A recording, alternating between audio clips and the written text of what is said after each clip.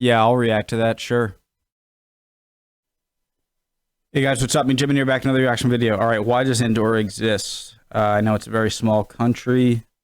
I think it's sandwiched in between. It's either encircled completely by Spain or part of the Mediterranean, or it's on the Spain-France border.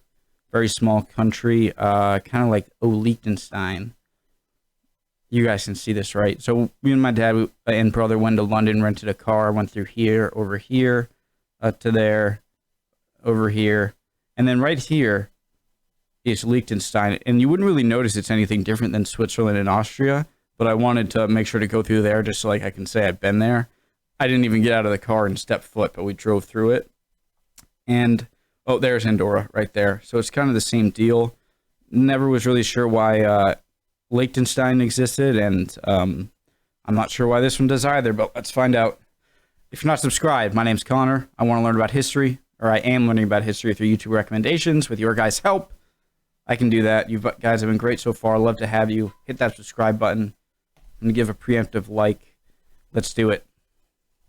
Andorra is a landlocked nation situated right between Spain and France, whom, as you'll know, both have a history of expansion and conquering whatever wasn't nailed down. Despite its expansionist neighbours, Andorra has managed to exist for over 750 years, which raises the question, why? Why does Andorra exist? So, to grossly oversimplify, as of the 12th century, the lands that made up Andorra were controlled by the Church and under the jurisdiction of the Bishop of Urgell. Now, the Church struggled to defend its lands, and so the Bishop of Urgell turned to the Lords of Carbo to do the defending for them. An agreement was reached in that the Lords of Carbo would be given the rights to tax and conscript men in the region, whereas the Church would retain ownership of them. These feudal rights soon went to the Counts of Foix, which is here, and they and the Church had a good working relationship for about 50 years, which was when the sitting Count of Foix started to pinch a bunch of land from the Church and incorporated it into Foix proper. There was some squabbling, and with the intervention of the King of Aragon, the two sides came to an agreement. The Count of Foix would return the land that he took, and in return the Church wouldn't excommunicate him. Also, both the Count of Foix and the Bishop of Urgell would from then on rule Andorra as telling me it was co-princes. never... This arrangement had little change until 1479. Conquered? This was when the Count of Foix, Francis Phoebus, inherited the Kingdom of Navarre on top of his other lands. And less than a century later, King Henry III of Navarre became King Henry IV of France, and thus from then on one of the co-princes of Andorra was also the ruler of France. And this is one of those things that actually helped to secure Andorra.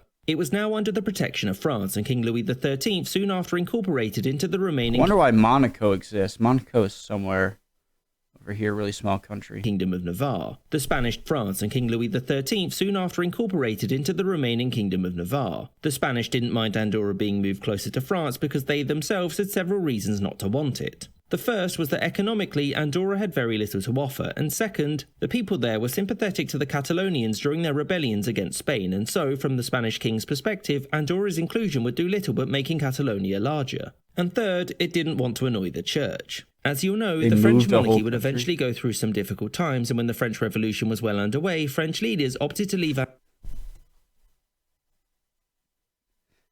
Catalonia larger. And third, it didn't want to annoy the Church. As you'll know, the French monarchy would eventually go through some difficult times, and when the French Revolution was his work, he's on his way home. Wham! His kappa is detated from his head.